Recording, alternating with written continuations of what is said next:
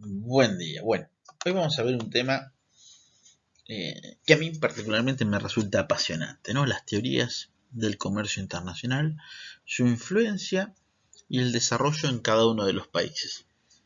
Y como vamos a ver en Argentina, estas teorías hoy en día están subyacentes en cada una de las noticias que vamos leyendo. Dependiendo del economista o la línea argumental que nos gusta, vamos a defender una u otra teoría. Voy a ser poco práctico, no voy a querer detenerme mucho en cada una, les voy a dar material para leer, pero bueno, la evolución arrancó con el mercantilismo, la vamos a ver ahora, la teoría de ventaja absoluta, hoy en día se sigue escribiendo sobre ella, la teoría de la ventaja comparativa, los factores de comercio, luego ya tenemos muchas más teorías, la de Leontief, los productos industriales, ciclo del producto, la del primer jugador, la de Krugman y la de Porter. Por supuesto hay unas más actuales, también está la de Dunning, que la vamos a estar viendo. Pero bueno, en primer lugar quiero ir al mercantilismo y que cada uno nos preguntemos, ¿existe hoy en día teorías que avalen el mercantilismo? Es decir, que un país se desarrolla exportando más que importando y obteniendo grandes reservas de oro en su banco central o autoridades monetarias. Interesante. Fíjense que Inglaterra, un país que tomaba recursos del resto del mundo, la aplicó ya en el siglo XVI, ¿no? La intervención del gobierno era fundamental para alcanzar el superávit. Siempre debía existir superávit y había que limitar las importaciones con aranceles, con medidas, con lo que fuese necesario y por supuesto subsidiar las exportaciones. Esta es una teoría del siglo XVI, aplicada por Inglaterra. Voy dejando y me gustaría que cada uno de ustedes vaya buscando y viendo notas donde van a ver que estas teorías, pese a los años que han pasado, aún se encuentran en los fundamentos. ¿Qué dice Adam Smith? Adam Smith es como un manifiesto que realiza en verdad Inglaterra al momento en que está industrializado y que apoya con su teoría el que convendría para todos que haya una libertad de comercio. Siempre es interesante pensar las ideas subyacentes atrás de lo que vemos. Es decir, por ejemplo, que haya comercio, ¿genera beneficios? Bueno, dependiendo qué comercio se genere. Por ejemplo, el comercio que se ha generado entre México y Estados Unidos ha hecho que México no crezca económicamente. Sus beneficios han sido menores. Las exportaciones de México a Estados Unidos han bajado su valor agregado. Ahora, el comercio de Canadá con Estados Unidos, Canadá exporta cerca del 90 al 95% de sus exportaciones totales a Estados Unidos, es un comercio que claramente beneficia a ambos y ha hecho a ambos países más ricos. Entonces, muchas veces vamos a ver que el libre comercio se sobreentiende que todos ganamos con el libre comercio, pero dependiendo qué tipo de comercio se establezca entre los países, va a ganar uno u otro. Entonces es muy interesante ver Adam Smith lo que dice es que cada país debe especializarse en aquellos bienes en lo que cuesta con costos internos de producción absolutamente menores. Bueno, acá tiene una línea argumental. ¿En qué debe especializarse la Argentina? ¿En el campo? ¿En las semillas transgénicas? ¿O dejarle eso a Monsanto, mejor que opera en todo el mundo? ¿O actualmente Bayer? ¿En los tractores o traemos las multinacionales para hacer tractores? ¿O en respiradores artificiales, que hemos descubierto que Argentina tiene empresas de primera línea para fabricarlos? ¿O en empresas subsidiadas como INVAP? Entonces acá tenemos una pregunta. Cada país, dice Adam Smith, debe especializarse en la producción de aquellos bienes en lo que cuenta con costos internos de producción absolutamente menores. Si así fuese, todos deberían producir en aquello que son más productivos, y en el comercio total debería haber muchos más bienes en el mundo, con lo cual todos saldríamos ganando. Este es muy bueno el ejemplo. Miren, el año 1780, 1776. Lo sigue David Ricardo. David Ricardo proviene también de una escuela liberal, pero lo que dice es, miren, no todo debería ser las ventajas absolutas, porque podría existir que un país tuviese ventajas absolutas sobre todos los bienes por sobre otro, por lo cual el otro no produciría nada, sino que lo que tendríamos que ver son las ventajas comparativas. Y bueno, acá les dejo el breve ejemplo que siempre se utiliza.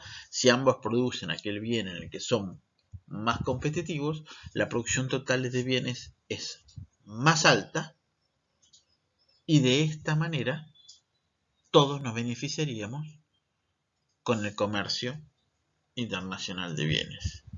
Interesante. Es decir, que si siguiéramos lo de Adam Smith, el mundo produciría mucho más y todos nos veríamos beneficiados. Si siguiéramos lo de David Ricardo, en caso que un país no tuviese ventaja absoluta sobre ningún bien, aún produciría un bien, con lo cual habría más bienes disponibles para toda la humanidad. Esto debería llevar a que la humanidad goce de las mayores riquezas posibles. Y también les vuelvo a dejar ejemplos, casos que aún en la actualidad encontramos. Bueno, se siguen preguntando, ya que la realidad no se adaptaba totalmente a estos esquemas. Hay varios teoremas anteriores, pero aparecen Herschel y Olin, son dos personas, siempre me gusta colocar las fotos, que hablan de un tema adicional. Y dice, miren señores, los países exportan mercancías producidas con el uso intensivo de los factores de producción que poseen en abundancia. Es decir, que si un país posee mucho capital, va a producir bienes que sean intensivos en ese recurso. Si uno tiene mano de obra, va a ser intensivo en mano de obra. Y este van a ser los patrones de comercio. Para simplificar, como cualquier teoría debe simplificarlo, dice, mira, hay dos factores de producción, o trabajo o capital. Y la tecnología va a determinar cómo se combinan ambas.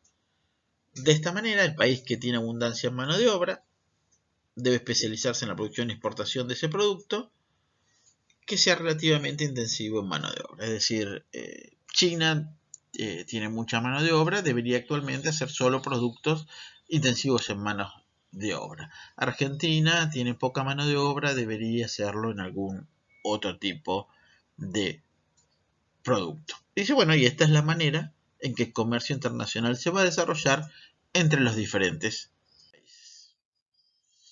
países. Leontief dice, miren señores, la teoría, lo que ustedes escriben en los papers, está correcto, pero en la realidad yo observo que Estados Unidos veo productos intensivos en mano de obra más que en capital, y Estados Unidos posee mucho capital, con lo cual esto es una paradoja dentro del mismo sistema.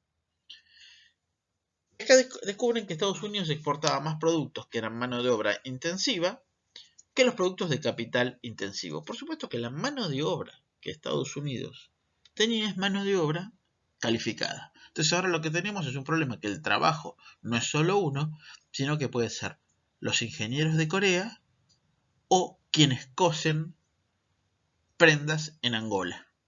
Ambos son factores de trabajo, pero no es el mismo tipo de trabajo. Bueno, acá lo que él ve entonces es que las exportaciones también tienen otras dependencias, no solo la de Herschel-Olin, y presenta lo que es conocido como la paradoja de Leontief. No obstante, esto no simplificó de cómo estaba funcionando el comercio exterior, no no fue una teoría que haya incluido a todo, no pudo demostrar cómo funcionaba, y aparecen nuevos autores y aparece el comercio intraindustrial. El comercio intraindustrial es muy utilizado y particularmente en las uniones aduaneras, en los tratados de comercio, es algo que se ha buscado con gran desarrollo, muchas veces mirando lo que ha pasado en Europa. El comercio intraindustrial lo que vamos a ver es que tiene dos principios. El tipo de demanda de un país está en función del nivel de ingresos. Las empresas primero dominan el mercado interno, luego salen hacia mercados similares. Particularmente el comercio intraindustrial lo que va a permitir es que se ubiquen mismas industrias en ambos países y fabriquen diferentes modelos o tipos de productos. Un caso típico es la industria automotriz. En la industria automotriz lo que ustedes van a ver claramente es que en Europa tienen Renault, Peugeot, en Italia teníamos Fiat, que ahora ya ha sido fusionada, y así cada una de las empresas de un país comercia con otras empresas de países similares e intercambian autos. Es decir, dentro del comercio de automóviles, una empresa produce un bien, otra empresa produce un bien, ambos automóviles, pero como los consumidores tienen un nivel de requisitos de demanda bastante alto, ambos países pueden especializarse en producir automóviles, pero de diferentes modelos. Mientras más similares son las estructuras de demandas por el ingreso, mayor comercio va a haber entre ellos. Si miran esto en la época de Alfonsín, son los primeros acuerdos sobre la base automotriz, que luego le dan gran parte del sustento a lo que va a ser el acuerdo del Mercosur. En los años 80 nuestros acuerdos con Brasil buscaban y estaban basados en gran parte en la teoría del comercio intraindustrial. Bueno, entonces el comercio intraindustrial lo que permite sería que ambos países desarrollen industrias similares e intercambien bienes entre ellos. No son los factores, la escasez o abundancia, lo que determina el intercambio comercial, sino la similitud en los grados de riqueza de los países. Y esto particularmente se puede ver en la Unión Europea. Acá, bueno, hay un ejemplo entre Estados Unidos y Alemania en el comercio de automóviles. El ciclo de producto también, 1966, una teoría muy utilizada, es utilizada para diferentes aspectos, pero en la parte económica ha sido de un gran desarrollo y ha tenido una gran aceptación.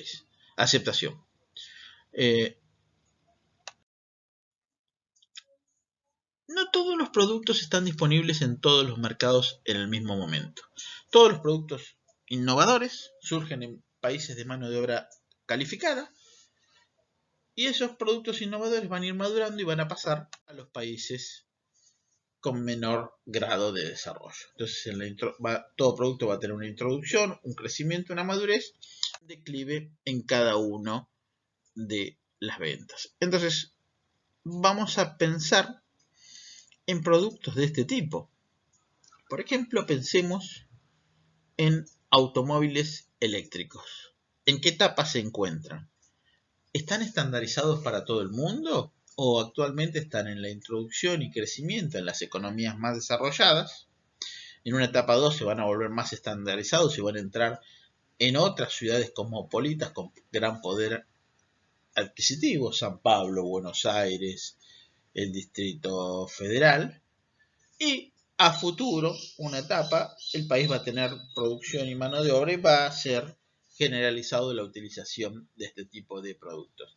Pensemos en productos altamente sofisticados, altamente tecnológicos, dónde es su lanzamiento y cuánto tiempo tardan en llegar al resto de los mercados.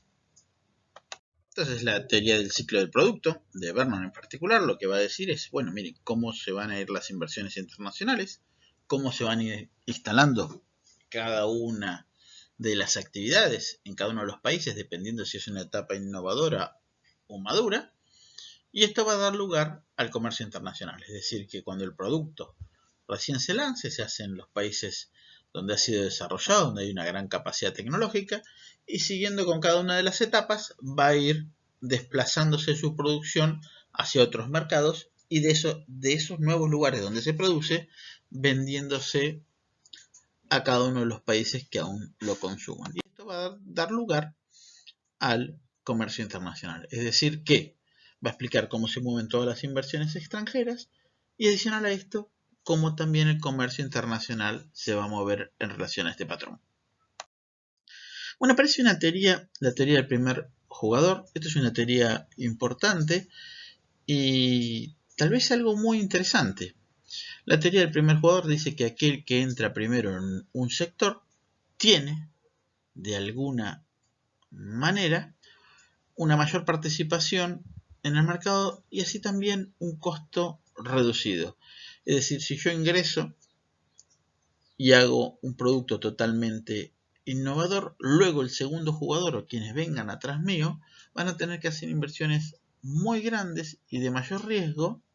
Por lo tanto, cualquier país que sea el primer jugador en un producto innovador rápidamente puede dominar ese mercado. ¿Y para qué nos puede servir? Bueno, podría ser Telefónica, pero les hago una pregunta.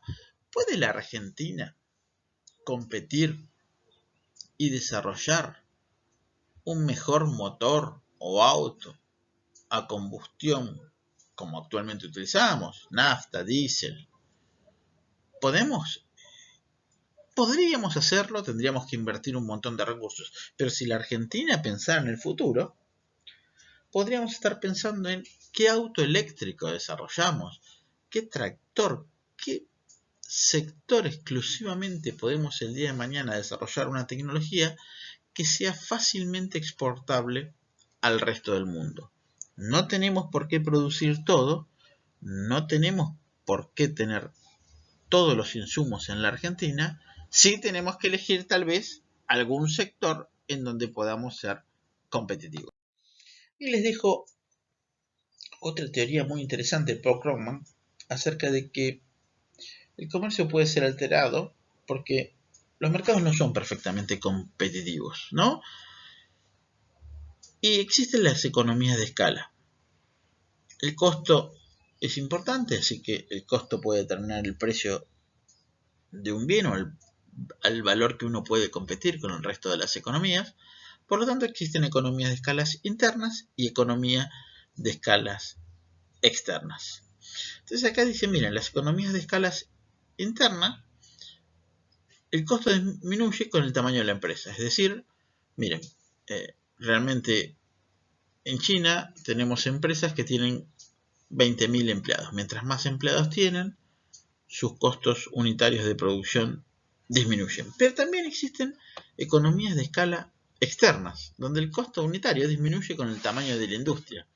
Es decir, que si un país creara una industria con economías externas, claramente podría dominar un mercado. Y un ejemplo es Silicon Valley en Estados Unidos. Es decir, tienen muchas empresas de gran tamaño, pero tienen una masa suficiente para hacer una economía de escala externa que les da una ventaja competitiva por sobre el resto de las economías.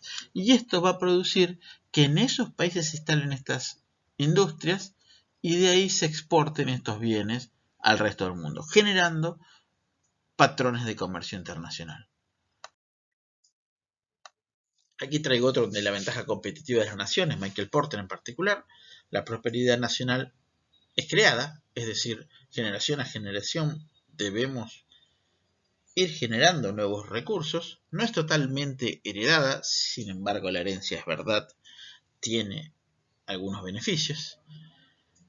Y no se crea a partir de las dotaciones naturales de un país. Y acá podría ser, por ejemplo, la Argentina siempre nos creemos un país rico en en la dotación natural de recursos, y si lo miramos en base a las estadísticas mundiales, estamos entre el 66 y número 70 país en dotación de recursos naturales, ¿no? Y la competitividad de una nación depende en particular de la industria que tiene, cómo innova y cómo se actualiza en el mundo. Si una industria no tiene innovación, no sostiene en el tiempo su competitividad. Entonces Michael Porter lo que dice es, miren, hay una diamante de la ventaja nacional, que son las condiciones de los factores, la demanda, las industrias relacionadas y de soporte, la estrategia y estructura rivalidad de la empresa. Tal vez la hayan podido ver en marketing si ves de otro aspecto, pero lo que dice es, no es un solo aspecto lo que va a generar el patrón de comercio o por qué se genera, sino que son varios sectores. El gobierno es algo fundamental, ya que va a dar el contexto. También el azar puede ser algo importante. Pero claramente los condicionamientos de los factores, qué factores tiene la industria para producir, cuáles son las industrias relacionadas y de apoyo, es decir, tenemos industrias para ese sector, cuáles son las condiciones de la demanda, es decir, tenemos una demanda alta en ese producto. Por ejemplo, la Argentina produce vinos. ¿Somos grandes conocedores de vinos que hacemos que los productores produzcan los mejores vinos mundiales? Bueno, eso es un buen punto. Y la estrategia, estructura y rivalidad empresarial. Si algo se ha visto es que con determinados niveles de competencia, las empresas tienden a innovar más. Mientras mayores son los monopolios, la innovación baja, y si la rivalidad es altamente agresiva, no hay grandes recursos para la innovación en ese mercado. Aparece también una teoría sobre las multinacionales a través de la mayor integración financiera mundial, ¿no? Y esta dice, bueno, miren, en verdad las multinacionales es lo que está generando el comercio internacional. El comercio intrafirma tiene más o menos entre el 35 y 40% del mercado mundial de importaciones y exportaciones, y si tomamos a las multinacionales estamos cerca del 75%, se encuentran como proveedores o como compradores o comercio intrafirma. Pero bueno, ¿hacia dónde nos dirigimos? ¿Hacia una globalización? Bueno, después de ahora del 2020, claramente tal vez la globalización es algo que no va a suceder en el corto plazo. O hacia una regionalización nos encontramos. Cada vez más las regiones se separan. Fíjense, cada vez tenemos más acuerdos regionales que deberían tender hacia una globalización. Pero cada una de las teorías que estamos viendo determinan que una u otra industria se instale en cada uno de los países. Y eso no es un dato. Por último, quiero llegar a la teoría ecléctica de que, al haber visto todas las teorías, dice, miren, las teorías anteriores no es que sean falsas, sino que solo cubren una parte de lo que ocurre. Por ejemplo, la ventaja absoluta comparativa de Hertzsche-Röllin ofrece un marco de análisis general capaz de explicar las causas y la distribución de los países en que la inversión extranjera directa tiene lugar. Pero Dunning dice, miren, todas las teorías que hablan sobre la inversión extranjera directa están incompletas. Todas tienen una parte de verdad, pero no explican cómo se mueve actualmente en el mundo. Entonces la teoría ecléctica explica cómo la inversión extranjera directa tendría lugar si se cumplen tres condiciones. Una es condición de la propiedad, condición de internacionalización y condición de localización. La ventaja de la propiedad es que para que exista internacionalización, las empresas deben poseer ventajas competitivas de propiedad sobre empresas de otros países. Las ventajas pueden ser posesión de activos intangibles, Bayer comprando Monsanto y las semillas modificadas genéticamente tienen la patente de estos productos. Propiedad de la tecnología, una economía de escala para producir en el mundo, una diferenciación tal, por ejemplo la marca, el tamaño, o una mejor capacidad de utilización de recursos. La ventaja de la internacionalización es beneficioso para una empresa hacer provecho de sus ventajas internacionales en costos o diferenciación, por ejemplo, mediante una extensión de sus propias actividades como empresas independientes. Entonces, ¿por qué se va a internacionalizar? Para reforzar los derechos de propiedad. Realmente no quiero que en otro mercado perder mi marca o perder mi producto, por lo tanto me instalo. Y proteger la calidad del producto o aspectos gubernamentales que podrían frenar. Aranceles, controles de precios. Por lo tanto, entro a un mercado que sea atractivamente, me internacionalizo para producir o encontrarme dentro de ese mercado. Y luego la ventaja de localización es por qué me coloco en un país o en otro. Y acá lo que vemos es calidad y costo de los inputs, transporte, comunicación, distancia física, infraestructura.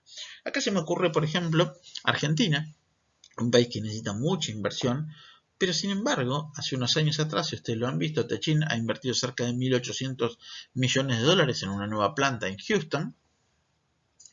Y uno se preguntaría, bueno, ¿por qué fue a Houston a invertir? Podría haber seguido produciendo aquí en Argentina. Miren, en verdad estaba mucho más cerca de los pozos petroleros a los cuales abastece. Pero adicional a eso, tiene universidades especializadas en este tipo de productos que le pueden proveer ingenieros de primer nivel. Pero adicional a esto, tiene proveedores que tienen una distancia física muy pequeña para darle todo tipo de productos que necesiten. La infraestructura es ideal, tiene calidad y costo de los inputs a muy bajo valor y en transporte y comunicación se encuentra en un lugar privilegiado. Por lo tanto, ahí vemos cómo el comercio internacional puede moverse de que vaya una inversión extranjera, se ubique en Estados Unidos, siendo el país que emite la inversión, y ahora haya exportaciones de determinados proveedores hacia Estados Unidos. Bueno, debido a este nuevo nivel de competitividad y rango empresarial, bueno, empezamos a ver, según la teoría de Dunning, que es ecléctica, es decir, que se acerca a uno de estos tres puntos que hemos nombrado y hacen que se mueva el capital internacional y por lo tanto también los bienes para producir en uno u otro lugar. En resumen, el paradigma ecléctico de Dunning explica el detalle y el provecho que pueden llegar a tener las empresas y los beneficios que le espera dentro del proceso de internacionalización, y con esto también explica el movimiento de las inversiones y de los bienes posteriormente. Hago un resumen muy pequeño de algunas otras: Figman y Montenegro con estrategias multipaís, integraciones simples, networks regionales, Chumnosky y López, diferentes también versiones de cómo se mueve el comercio internacional, pero un poquito quería llegar a este final, que es, bueno, ¿qué teoría adoptamos para sumarnos al mundo? Y acá no hay una correcta, es la que querramos tomar.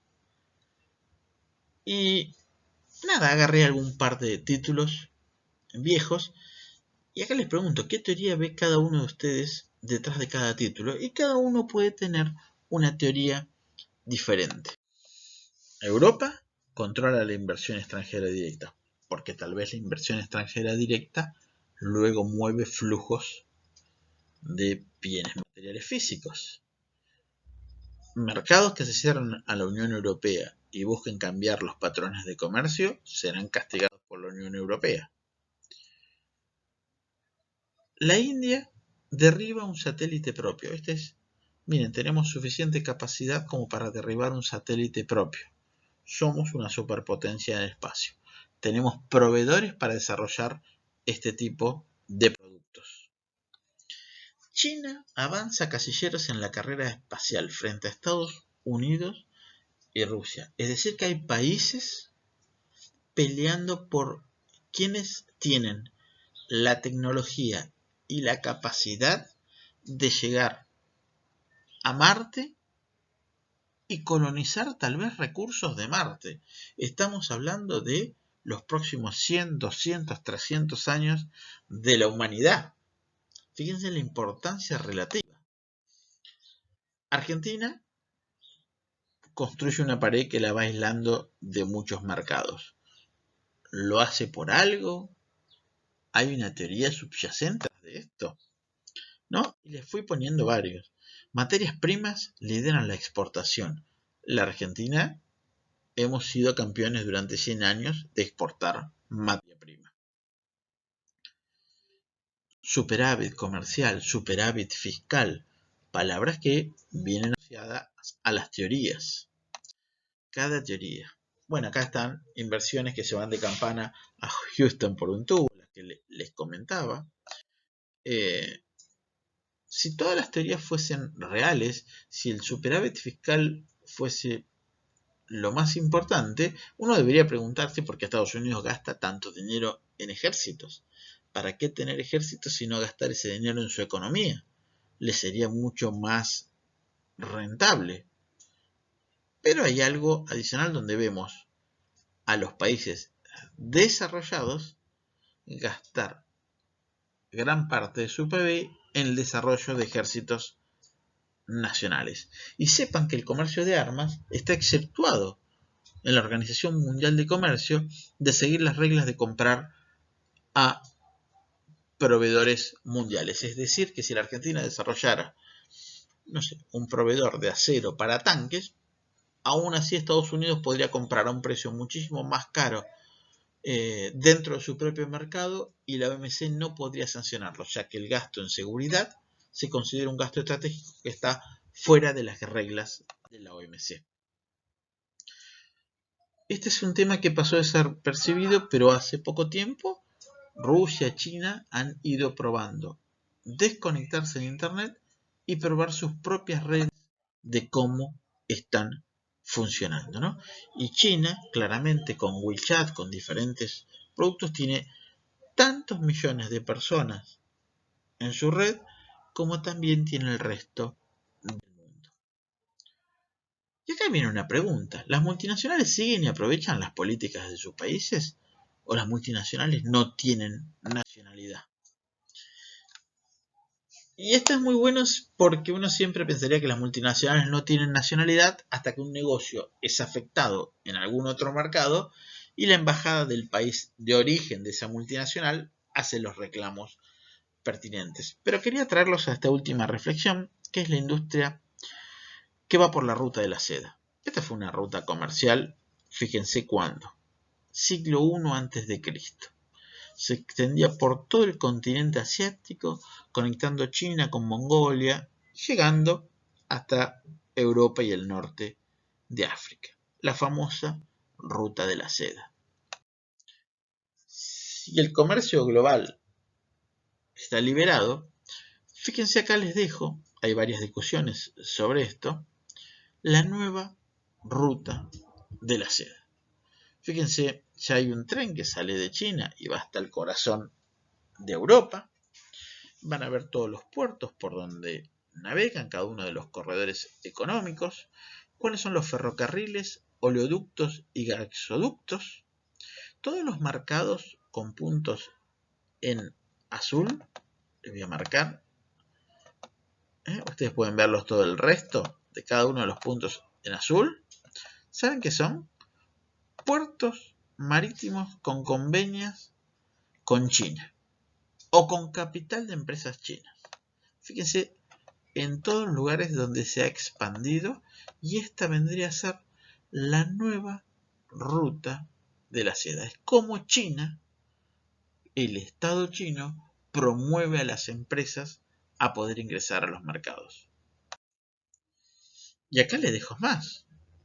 El gobierno chino, el cinturón económico, la nueva ruta marítima, y fíjense, Europa, la cantidad de puertos afectados con inversiones. Y acá les dejo el mundo, países con acuerdos para el desarrollo de infraestructuras terrestres y marítimas. Fíjense la importancia de África, todo Oriente, incluyendo cada uno de los países. Y ustedes lo saben, en Sudamérica hay gran presencia china, particularmente en la Argentina hasta tenemos una base, y la cantidad de oleoductos, gasoductos, centrales energéticas, que una vez que producen la inversión, utilizan sus propios proveedores para el desarrollo de... Bueno, finalmente es importante entender la importancia de las multinacionales. Hay 10 empresas, son más grandes que 180 países. ¿Cómo funciona la inversión extranjera directa? ¿Qué estrategia puede utilizar uno u otro país? Y esto va a generar patrones de comercio. Bueno, espero que al menos esta presentación lo que busca es hacerlos pensar acerca de cuál es la teoría económica que podríamos utilizar para Argentina, y cuando leemos noticias, cuál es la teoría económica que subyace atrás de la idea del periodista que la escribe. Como siempre digo, no hay ni una buena ni mala. Son diferentes y cada una pueden aplicar mejor o peor a diferentes sectores.